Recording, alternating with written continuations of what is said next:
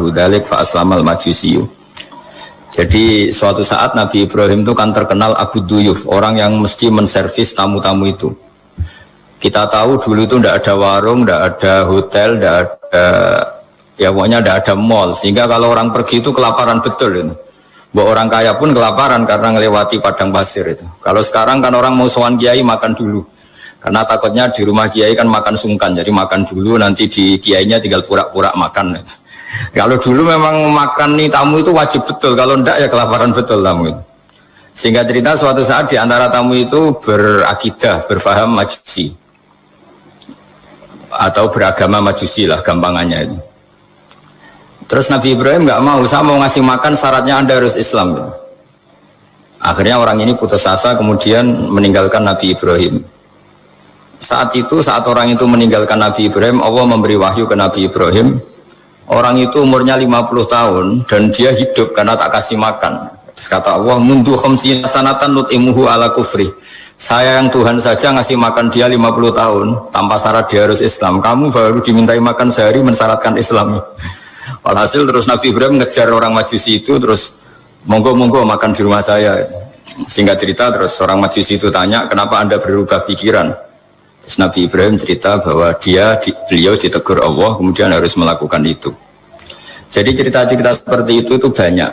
Dulu kita dengar para kiai sering cerita ketika seorang Yahudi rumahnya diusir Amr bin As untuk pembangunan masjid. Ketika lapor ke Sayyidina Umar, masjid itu yang mengambil tanahnya orang Yahudi harus dikembalikan ke orang Yahudi.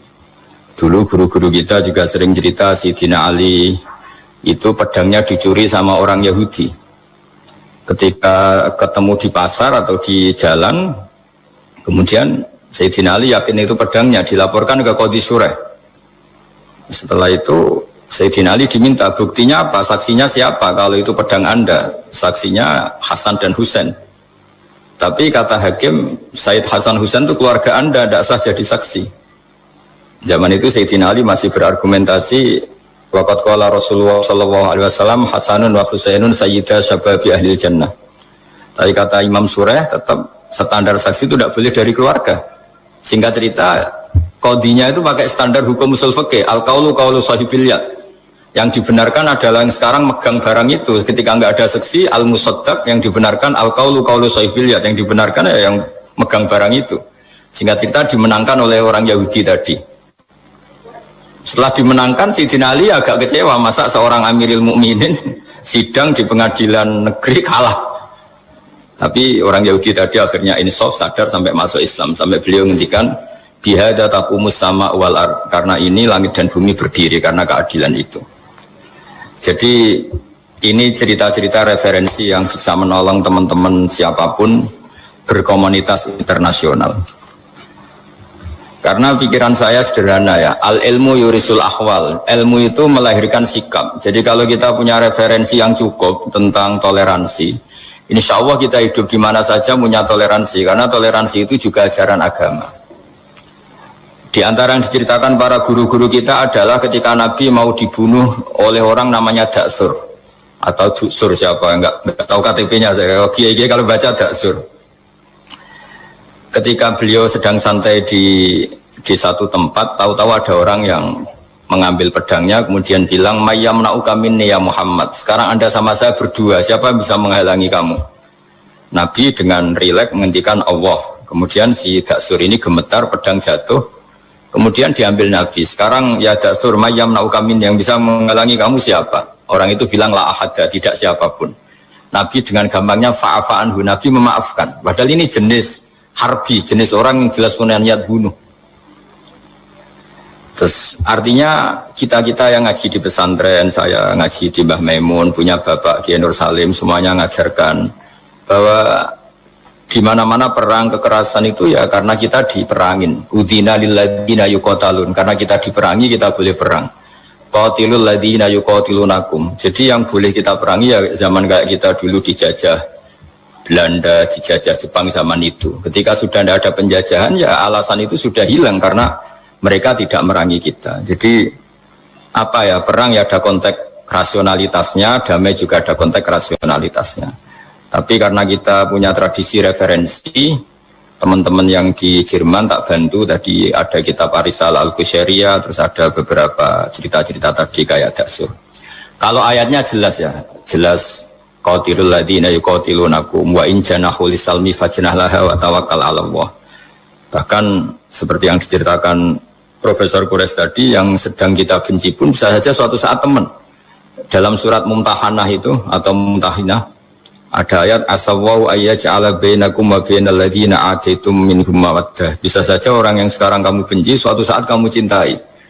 Wallahu qadir, itu Allah Maha Kuasa. Dan tadi saya menambahkan yang dikatakan Profesor Quraisy tentang belajar. Dulu Nabi itu enggak puasa Asyura. Tapi ketika datang ke Medina, orang-orang Yahudi itu puasa Asyura. Coba tanyakan ke mereka, kenapa puasa tanggal 10? Terus mereka menjawab, yaumun najawwahu fi Musa, itu hari yang Allah menyelamatkan Nabi Musa. Terus fa'amara bisyami, kemudian Nabi menyuruh sahabat puasa. Artinya dulu itu segampang itu hidup, itu sesuatu yang baik, apa ya sudah ditiru. Meskipun kita tahu Nabi itu tentu mustaqil bil istihad, Nabi itu orang yang mandiri. Tapi memberi percontohan kita betapa gampangnya kita seperti itu. Dulu ada seorang Yahudiyah meminta sama Sayyidah Aisyah dan dikasih. Ketika dikasih, dia mendoakan semoga kamu Aisyah selamat dari siksa kubur. Zaman itu Sayyidah Aisyah itu belum tahu tentang siksa kubur, sehingga beliau engkar, nggak percaya. Tapi setelah Rasulullah datang dan diceritanin, Nabi, oh iya siksa kubur itu ada. Dan semenjak itu Nabi selalu isti'adah, minta perlindungan dari siksa kubur. Jadi dulu di komunitas-komunitas beda agama, suatu yang benar ya dibenarkan. Makanya kaidah umum dalam interaksi antar agama itu la tusaddiquhum wa la tukadzibuhum, ya kamu jangan bilang iya, jangan-jangan enggak, ya jangan bilang tidak, jangan-jangan iya. Jadi aturan ilmunya jelas, la tusaddiquhum wa la tukadzibuhum. Ya artinya sesuai referensi ilmu lah, kira-kira begitu. Yang terakhir ini di halaman Kitabu Adabil Ulfa wal Ukhuwah halaman 285 dalam Ihya juz 2. Di kitab saya juz 2, mungkin kalau beda cetakan yang jelas ikut Kitabu Adabil Ulfa wal Ukhuwah. Di sini diterangkan oleh Imam Ghazali dengan beberapa riwayat yang disebut al-jiranu salasatun, bertetangga itu ada 3. Jarun lahu hakun wahid, ada tetangga yang punya hanya satu hak. Wa jarun lahu haqqani wa jarun lahu salasatu hukukin. Terus beliau cerita yang punya 3 hak itu ya tetangga, ya seagama, ya masih ada hubungan kerabat. Yang punya 2 hak ya tetangga, ya seagama. Terus wa amal ladzi lahu haqqun wahid fal jarul musyrik. Yang punya hak satu itu tetangga yang beda agama. Jadi intinya tetap dikasih hak meskipun beda agama. Sampai diantaranya disebutkan juga di halaman 287. Imam Ghazali ngendikan, beliau berfatwa dan beliau bercerita, rawahu Umar bin Shu'aib an Nabi an Jaddih anin Nabi. Terus qala Mujahid, kuntu inda Abdullah bin Umar wa ghulamun lahu yaslahu syatan faqala ya ghulam idza salakhta fabda bijarinal yahudi. Abdullah bin Umar itu sedang memasak kambing, atau itu pembantunya ini sedang nguliti kambing. Itu pesannya Abdullah bin Umar, ya ghulam idza salakhta fabda bijarinal yahudi, nanti jangan lupa tetangga kita yang Yahudi. Ini di Ihya halaman 287. Hanya cerita kebaikan. Jadi cerita-cerita perang itu ya karena kita diperangin, tapi ya kalau kita dibaikin ya baik, itu ajaran Islam. Hatta qala dzalika miraron. Faqala lahu lima taqulu hadza. Ini pembantunya juga enggak langsung menerima. Kenapa? Saking enggak mau nerimanya diulang-ulang lagi oleh Abdullah bin Umar. Faqala inna Rasulullah sallallahu alaihi wasallam lam yazal yusina bil jar hatta khashina annahu sayuwarithu. Kenapa engkau melakukan itu ya Abdullah bin Umar? Terus beliau menjawab, Rasulullah itu selalu berpesan untuk berbuat baik sama tetangga. Tadi kita tahu kalau tetangga punya 3 hak, berarti seagama, ada hubungan kerabat, hakul jar, berarti 3. Ada yang seagama dan tidak punya hubungan kerabat, berarti punya 2 hak, yaitu satu agama dan kerabat. Ada yang punya 1 hak saja, ya tidak keluarga, tidak seagama, tapi karena tetangga itu juga tetap punya hak. Dan itu pun masuk kategori lam yazal yusina biljar, termasuk orang-orang yang harus kita baikin. Ya kalau di Qurannya kayak tadi ya, qatilul ladzina yuqatilunakum, boleh merangi ya yang merangi kita. Udzina lil ladzina yuqatalun, diberi hak merangi ya sama yang merangi kita, bukan yang tidak merangi kita. Terus waqala Hisam Kanal Hasanu la yara ba'san antut imal jarul Yahudiyya wan Nasraniyya min udkhiyatik. Bahkan sebagian ulama di sini disebut Hasan Basri berpendapat kalau berkorban, kalau punya tetangga Yahudi yang butuh nggak apa-apa dikasih dagingnya. Ini di halaman Ihya 287 juz 2. Jadi dari cerita-cerita itu dan referensi-referensi itu, teman-teman di Jerman nggak usah khawatir lah kalau kiai-kiai kayak kita itu berfatwa nggak boleh berkomunitas internasional nanti takut begini-begini, ndak lah. Kita bacanya ya sama seperti yang dibaca Profesor Kures, sama yang dibaca guru-guru kita.